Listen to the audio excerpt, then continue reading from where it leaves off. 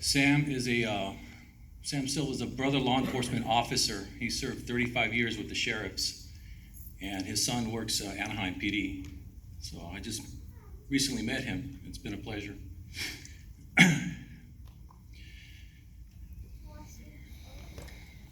So on behalf of my mother, Trinidad, my sisters, Lori and Veronica, and myself, welcome and thank you for attending my father's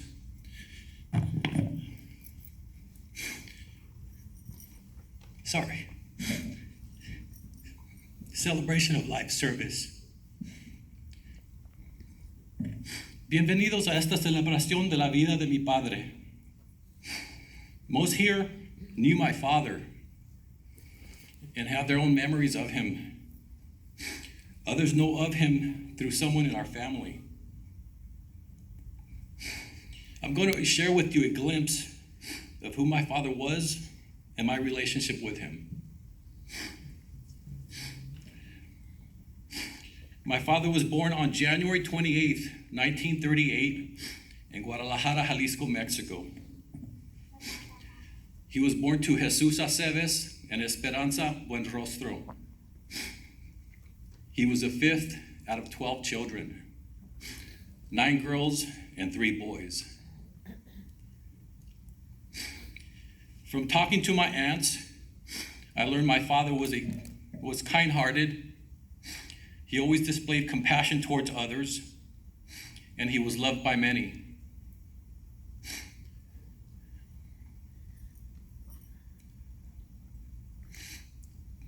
From talking to my dad and hearing the stories of his youth, I would say that he was also adventurous. I learned that as a young boy, he and his friends would take off for several days into the woods near Lake Chapala. They would take very little with them, and they would survive on whatever they would hunt.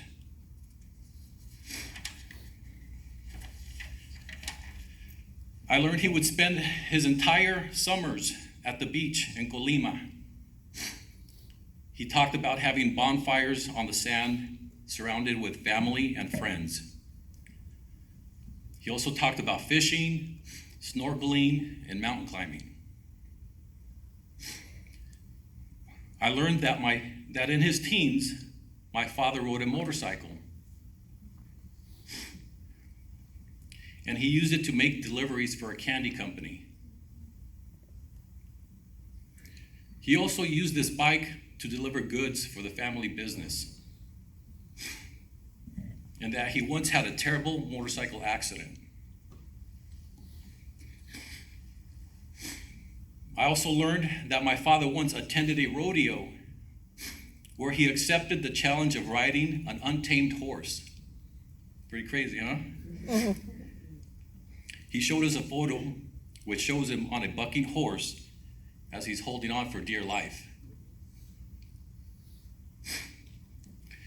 In 1963, my father followed my uncle, Jesus, and they both came to the U.S.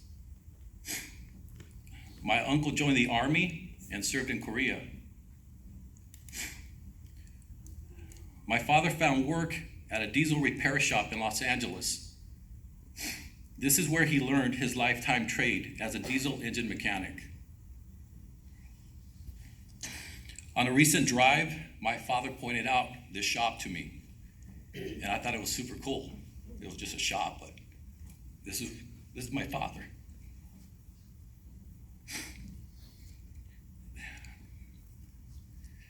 My father then enrolled in night school. He enrolled at Garfield High School in East Los Angeles. He enrolled to learn English. And this is where he met my mother.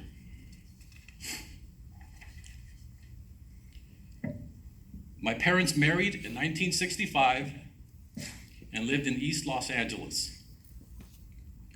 In 1969, my parents bought a house and moved to the city of La Puente.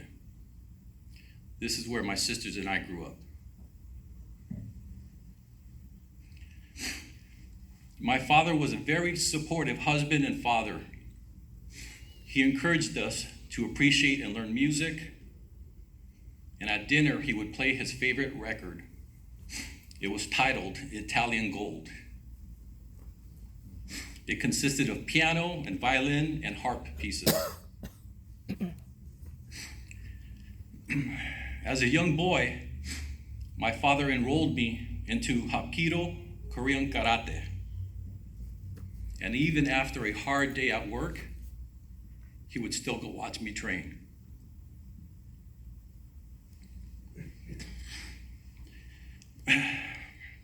One time, he entered me into a karate tournament at a college. During one of my matches, a little skinny girl, half my size, defeated me. She whooped me. Afterwards, we just laughed, and I blamed him for my loss, because my father taught me never to hit a girl. During my Little League baseball years, he would play catch with me in our backyard and at the park. We would have our neighbors, the Guzmans, over our house, and we would watch the Dodger games on TV. Do you guys remember On TV? Select TV and On TV. My dad didn't have a black box either.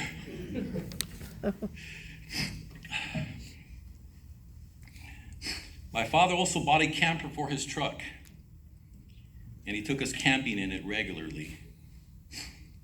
He would take us to the beach and the mountains. My childhood friend, Mike Waller's here. Remember Mike? We'd have some great times.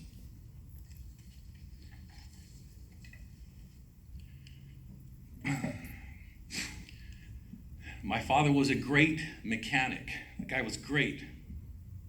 He could fix anything. And if he didn't have a tool that he needed, he would make it. He would make it in our garage. Somehow he would fashion metal together and he would make a tool. He was like MacGyver. He would often work on people's cars, the neighborhood, cousins, uncles. Meanwhile, my mother's car almost always needed repair.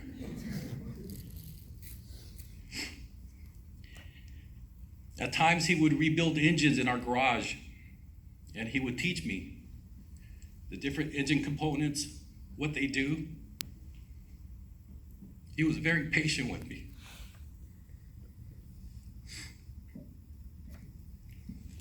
One time, he bought a 70s van. It had a blown engine, and he fixed it. We fixed it together in our garage. It was orange, and it had murals painted on the side. One side had a muscular Viking wearing only a loincloth and holding a spear. You remember that, Mike? The other side had a warrior and his maiden on a sled being pulled by 3 polar bears. It was a cool van. It was really cool until my sisters and I started getting older. We would then ask my dad to drop us off about a block away from our school. He eventually caved into the pressure and painted over the murals in the van.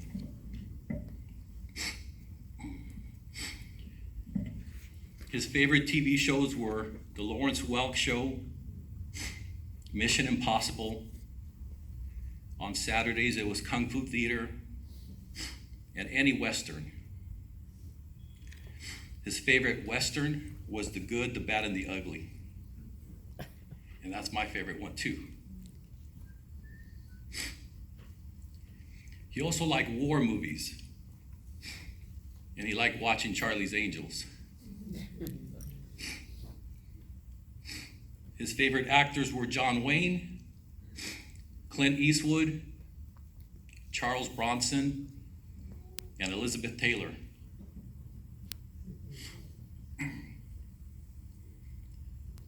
My dad enjoyed watching soccer and boxing on TV.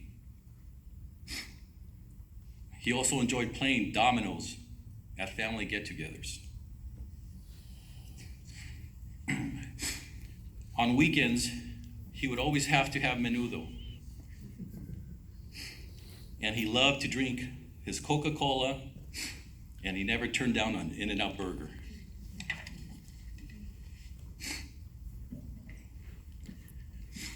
My father was a very hard worker.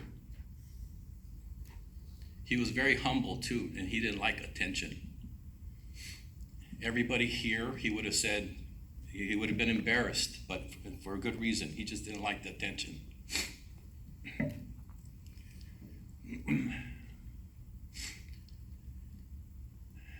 He also had a great sense of humor. We would go to restaurants. He would see a kid, and he would stick his tongue out at this kid. And before the parents' turn, he would compose himself. It was just a good character, good fun time. My dad loved my mom. He loved my sisters and me. He loved his 8 grandchildren and his great-grandson.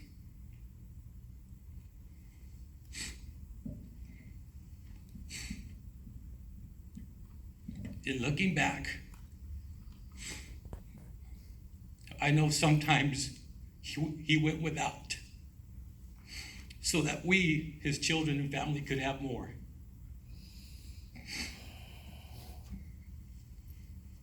He was a firm believer in God.